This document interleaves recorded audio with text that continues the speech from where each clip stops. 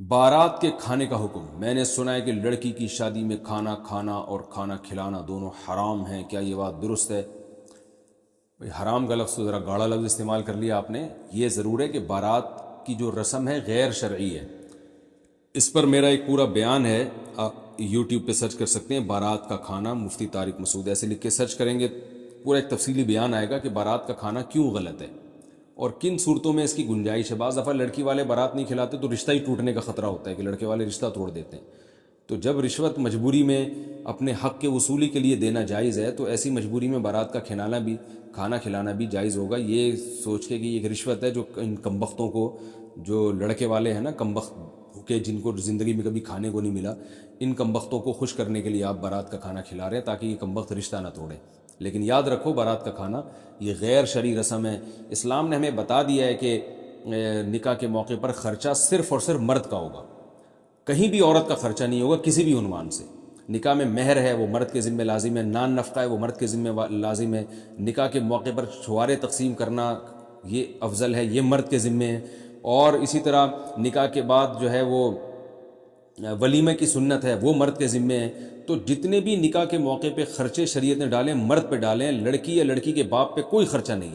آج بھی آپ دیکھ لیں، عرب کے تیل کے کنویں ہوتے ہیں، بڑے بڑے کروڑ پتی ہوتے ہیں، مگر بیٹی کی شادی پہ ایک چائے کی پیالی کا بھی خرچہ نہیں ہوتا۔ تو یہ ہمارے معاشرے میں جو ہندو لوگ ہیں ان سے ہمارے معاشرے میں آئی ہے بات۔ ہندو بھی بیان سنتے ہیں تو بھائی آپ کو معذرت، ایسی باتیں میں کر رہا ہوں، لیکن بہرحال کیونکہ ہندوؤں کا ایک کلچر رہا ہے تو ہم بہت عرصہ ہندوؤں کے ساتھ رہے ہیں، تو کچھ چیزیں ہمارے اندر ہندوؤں میں آئیں، ہندوؤں سے ٹرانسفر ہوئی ہیں مسلمانوں میں۔ تو یہ بارات کا کھانا اور یہ جہیز وہیز بھی وہیں سے آیا ہے، ورنہ اسلام میں نہ جہیز ہے نہ بارات ہے، اور ہمیں صحابہ اور آج بھی عرب میں بھی نہیں ملتا جہیز ہمیں، اور نہ بارات ملتی ہے۔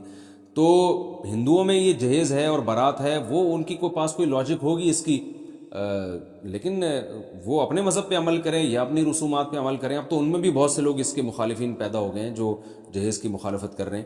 تو اسلام میں کوئی بھی خرچہ عورت پر نہیں ہے کہ وہ لڑکی یا اس کے باپ پر نہیں ہے، تو سارے خرچے مرد کے ذمہ اللہ نے لگائے ہیں۔ تو یہ جو بارات کی رسم ہے یہ بھی غیر شرعی ہے۔ لوگ کہتے ہیں اتنے بارات آئے گی تو اس کو کھانا کھلائے بغیر بھیج دیں، وہ تو بھوکے چلے جائیں گے۔ تو بات یہ کہ اتنی بارات آئے گی کیوں، یعنی بلائیں گے کیوں آپ اتنے لوگوں کو؟ نکاح مجمع میں کرنا سنت ہے، نکاح کے لیے مجمع اکٹھا کرنے کی ہمیں نہیں ملتا کہ مجمع اکٹھا کرنے کی ضرورت ہی نہیں ہے۔ مجمع پہلے سے ہو اس میں نکاح کر دیں، جیسے جمعے کی نماز میں مجمع ہوتا ہے وہاں نکاح کر دیں، تو یا ویسی عام نمازوں میں لوگوں کا مجمع ہوتا ہے تو مسجد میں وہاں نکاح کر لیں آپ۔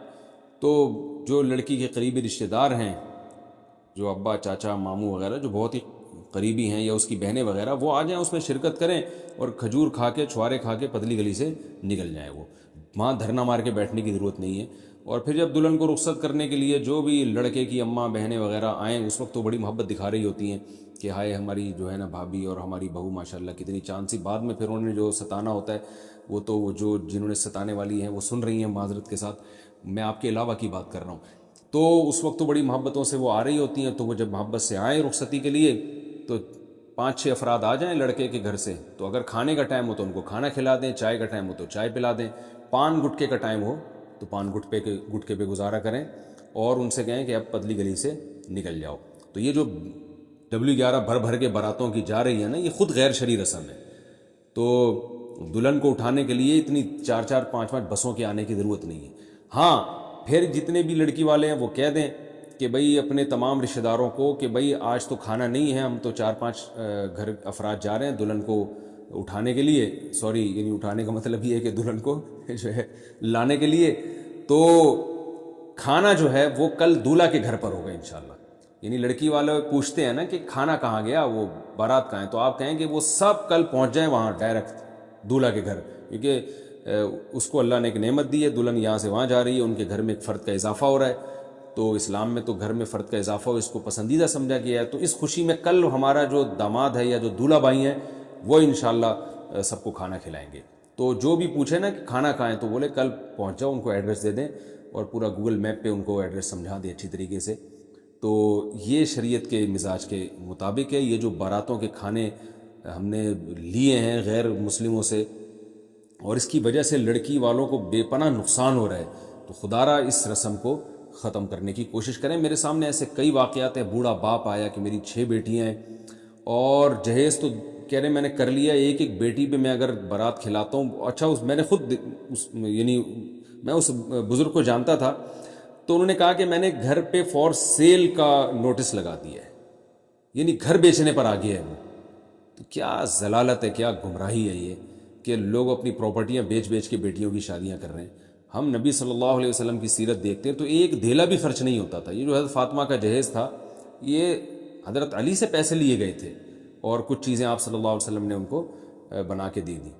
اور اگر کسی کا داماد مسکین ہو، غریب ہو، حضرت علی رضی اللہ تعالیٰ عنہ کے پاس تو پیسے ہی نہیں تھے، تو اگر بالفرض نبی صلی اللہ علیہ وسلم نے، ہم یہ فرض کر لیتے ہیں کہ اپنی بیٹی کو جہیز دیا ہے، تو آپ کا داماد اگر اتنا مسکین ہے کہ وہ گھر میں ایک برتن بھی نہیں خرید سکتا، تو ٹھیک ہے آپ پھر ایسے داماد کے ساتھ تعاون کریں. آج تو ایسے غریب کو بیٹی دی نہیں جاتی ہے. میں یہ کہہ رہا ہوں کہ اگر کوئی داماد بہت غریب ہے نا، تو پھر آپ داماد کے ساتھ تعاون کی نیت سے بچی کو جہیز دے دیں آپ. لیکن غریب ہے تو پھر اس کو بیٹی کون دے گا؟ جہیز تو بات کی چیز ہے. تو پیسے والا داماد ہے اور وہ خرید سکتا ہے ساری چیزیں، تو پھر آپ بولیں کہ بھائی تم خریدو یہ سب جہیز اور یہ سارے کھانے پلانے کا انتظام تم کرو. ہم دیکھتے ہیں نبی صلی اللہ علیہ وسلم نے اپنی 4 بیٹیوں کی شادی کی ہے، 3 میں تو کہیں بھی نہیں ہے جہیز کا. حضرت فاطمہ رضی اللہ تعالیٰ عنہ کے ساتھ جو تعاون تھا، تو بہت سے علماء کہتے ہیں وہ حضرت علی ہی سے ایڈوانس میں پیسے لیے گئے تھے، اور اگر نبی نے خود دیا تھا تو وہ حضرت علی کی غربت اور مسکنت کی وجہ سے، کہ بیٹی جا رہی ہے حضرت علی رضی اللہ تعالیٰ عنہ کے گھر میں اور حضرت علی کے پاس برتن بھی نہیں تھے، غربت تھی، قربانی تھی، ہجرت کر کے آئے تھے. تو ایسا اگر نیک شریف داماد کسی کو مل رہا ہو، اتنا ہجرت کرنے والا اور قربانی دینے والا، جس کی وجہ سے اس کے پاس پیسے نہ ہوں، پھر اگر آپ اپنی بیٹی کے ساتھ تعاون کریں تو بڑی اچھی بات ہے. لیکن میں نے وہی بتایا کہ ایسے لوگوں کو آج کل رشتہ دیتا کون